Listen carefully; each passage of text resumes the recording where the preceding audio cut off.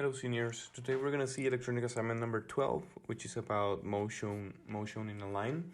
From last class, we have already seen that how the different concepts you have seen in physics are related to calculus, right? Whenever we have, for example, a displacement function or distance formula, right? Remember the derivative of that function gives us the velocity function, right? And if we find the derivative of the velocity function, we get the acceleration function, okay? So that's what we're going to be working on during this class. You will see how this concept applies to real life examples, right? So it says motion in a line. Objective number 1, interpret derivative as gradient function and as a rate of change. Solve various application problems. Okay, so we start with the definition of kinematics. It's the area of mathematics which studies the motion of objects, right? It says the instantaneous rate of change of displacement is the velocity function. So this is what we have seen last class. If you remember, if I find the derivative of the displacement function, I obtain the velocity function, okay? Basically, the derivative of the displacement function is the velocity function. Okay, so before we move on to the example, I wanna see this with you. It says you can use a horizontal or vertical line to model motion in a line. Okay, and the important rule you should remember is what says here. For displacement greater than 0, the object is to the right of the origin or above the origin, and for displacement less than 0 or negative, the object is to the left or below the origin. The initial position is s of 0. Okay, so basically this is what you need to understand. If we're talking about positive displacement, we're either talking that the object is to the right of the origin or above the origin, okay? And if the displacement is negative, then we're talking about the object being either to the left or below the origin. Same thing occurs for velocity, right? If we have a positive velocity, we're saying that the object is moving to the right or up, depending on the problem, right? And if the velocity is negative, we're either saying that the object is moving left or down, okay? And the initial velocity is always found by calculating v0, right? We need to set time to 0 in order to find the initial velocity or initial position as well. Okay, so with this concept, let's see the problem. It says example 18, a particle moves in a straight line with a displacement of s meters, t seconds after leaving a fixed point. The displacement function is given by, and this is the displacement function of this object. You see that this is a cubic function, so it gets much more complex than a normal problem you would see in physics, for example, right?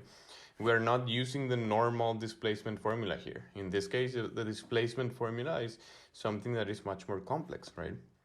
So it's more difficult to analyze it only with the concepts you know in physics. You need to apply the tool of calculus, which we have learned right now, which is derivatives. Okay, so it says A. Find the velocity of the particle at any time t. If I want to find the velocity of the particle at any time t, I know that by definition, the velocity is the derivative of the displacement function. So that's exactly what I need to do, right? Find the derivative. I know that the derivative of the function s prime of t would give me the velocity function. So if I differentiate this, we would get 6t squared minus 42t plus 60, right? And this would be the velocity function for this particle, okay? Then part B says, find the initial position and the initial velocity of the particle. If I want to find the initial position, I need to set time to 0 for the displacement function. And if I want to find the initial velocity, I need to set to 0 the velocity function, okay? So let me write this down. Initial position implies me to find s of 0, right? Because time is 0. So that's what I'm going to do. I'm going to find s of 0. So if I replace time with 0, we're going to get plus 60 times 0 plus 3. So we get as a result that s of 0 is equal to 3 meters. Okay, this is one answer. And then if I want to find velocity, initial velocity, we're going to do the same thing. Let me copy this. But instead of position, we're talking about velocity, right? So initial velocity, and this implies that we want to find v of 0. There, okay? So v0, we replace the 0 in this equation that we found in part A, right? 6 times 0 squared minus 42 times 0 plus 60. So we get that the initial velocity of this particle is actually 60 meters per second is our unit of measurement in this case. Okay? So we have found the initial position and the initial velocity of this object. Part C. Find when the particle is at rest. To find when the particle is at rest, you need to think about what is the condition for the particle to be at rest. The clue word here, rest, what does it suggest? The word rest implies that the object is not moving, right? And if it is not moving, we're saying that the velocity should be equal to 0, right? That means that the object is at rest. So basically what I need to do is set the velocity function vt to 0, right? This means that the object is at rest. So that's exactly what I'm going to do. I'm going to set the equation to 0. So 0 is equal to 6t squared minus 42t plus 60, right? And then I need to solve this in order to find at what time the object is at rest, right? I see that, for example, I can do a common factor here. T squared minus 4, no, not 42. 42 divided by 6 is 7t plus 10, right? So I can eliminate this 6 because I can take it to the other side dividing. So 0 divided by 6 is still 0. So 0 is equal to t squared minus 7t plus 10. And here I can apply a multiply add, right? Case 5. A pair of numbers that multiplied would give me 10 and that added would give me negative 7, right? That pair of values are 5 and negative 2. So one value of time, I'm going to write t1, is equal to 5 seconds. And the second time is equal to 2 seconds. Actually, this should be the other way around, right? It's better if I write 2 first, and then I'm going to write 5. So this is 2 seconds, 5 seconds, okay? That means that the object will first be at rest at 2 seconds, and then it will be at rest again at 5 seconds, right? I think that's what we're asking in part D. It says, find when the particle is moving left and when the particle is moving right. Okay, so here's where you need to pay attention to what is happening in this problem. It says, find when the particle is moving left and when the particle is moving right. Remember that moving left implies that the velocity should be a negative value, right? And moving right implies that the velocity should be a positive value, right? So we know, up to now, we know 3 things. Let me do like a number line here. This is time in seconds, and this is a graph for velocity, okay? So I'm gonna mark 2 seconds somewhere around here and 5 seconds somewhere around here. So in this 2, at second number 2, we know that the velocity is equal to 0, right? And at second 5, we know that the velocity is also equal to 0. Now, one thing we know is that the initial velocity is a positive value, right? Let me write this here. if it's a positive value, then we know that the object at the beginning is moving to the right, right? Because it's a positive value, okay? So we know that the object at time equals 0, let me put 0 over here. We know that from 0 to 2, the object must be moving to the right because the value of the velocity is positive. Okay, so I'm gonna write moving to the right, velocity is positive, okay? If at second 2 we have 0 velocity, so it's at rest, and then at second 5 we have a 0 velocity again, that means that if we were moving to the right, then at second number 2 there must have been a change in direction, right? That means that from second number 2 to second number 5, the object is moving to the left, okay? Because the velocity here is negative, and we can make an experiment there to visualize that, okay? So if then I have velocity 0, whenever there's velocity 0, it means that there's a change in the direction the object is moving, right? For time equals 5 and further, the object will be moving again to the right, okay? We can make an experiment here just for you to visualize, right? We know that before 0, before second number 2, for V0, for example, we have found that the velocity is 60 meters per second, right? What would happen if I find velocity for second number 3, for example? We should get a negative value. So we're gonna see if that works. If I replace the value 3 into the velocity function, we're gonna get 6 times 3 squared minus 42 times 3 plus 60, right? If you perform this in the calculator, let me do this quickly. This is 6 times 9 minus 42 times 3 plus 60. This is a negative value. We get negative 12 meters per second. So we confirm that the object is moving to the left, right, from that in that interval.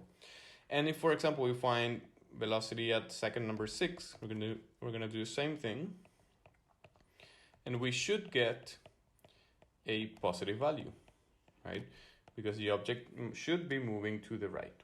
Let's see, 6 times 6 squared minus 42 times 6 plus 60. And we get positive 24. That means that the object is moving to the right for a time greater than 5, okay?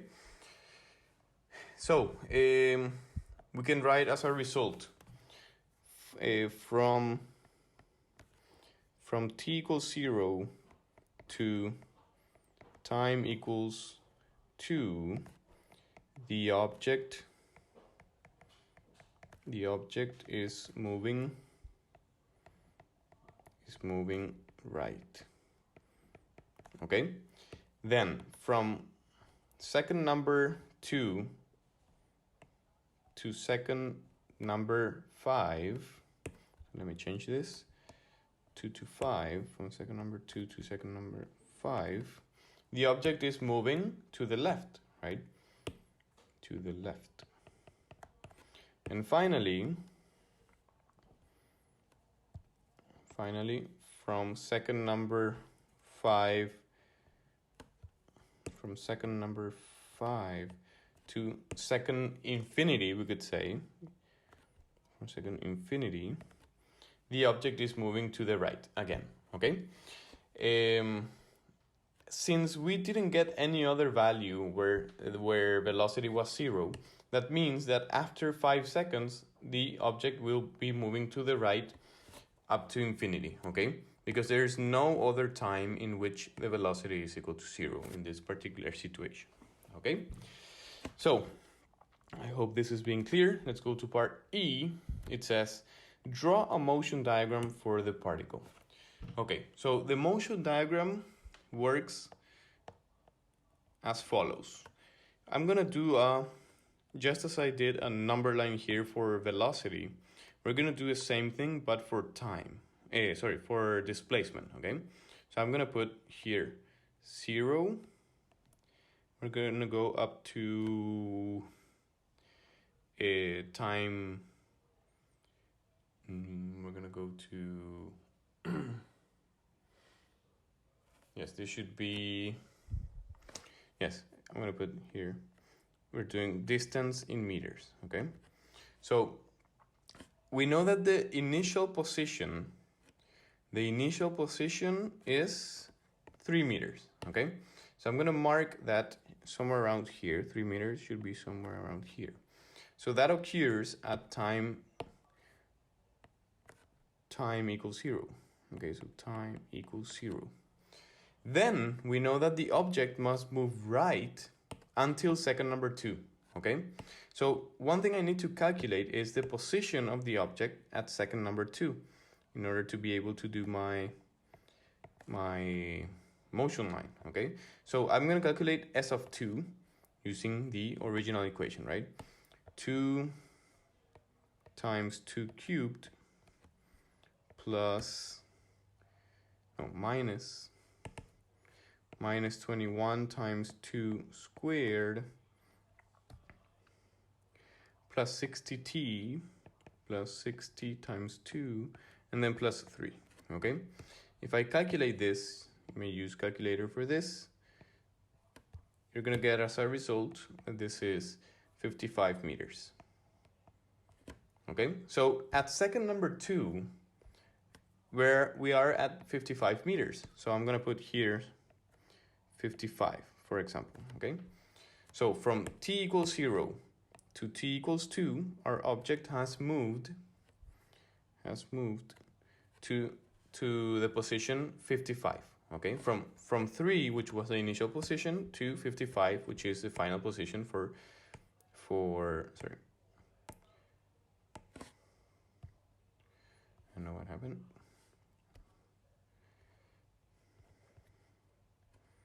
Just a second. There you go. Okay. So we have moved from initial position 3 to position 55 meters at t equals 2 seconds, okay?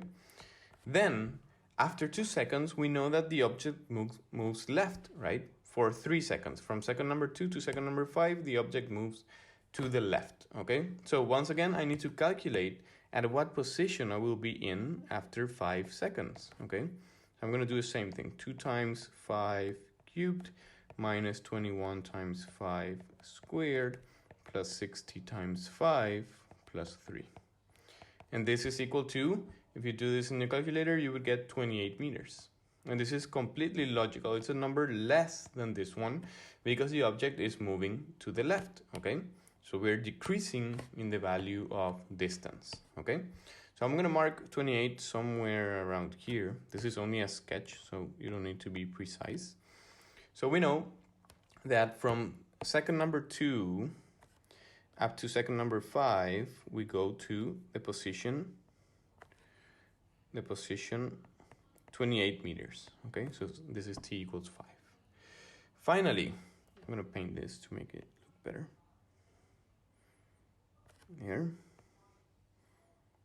There, okay. Finally, from 5 to the infinity, the object is moving to the right.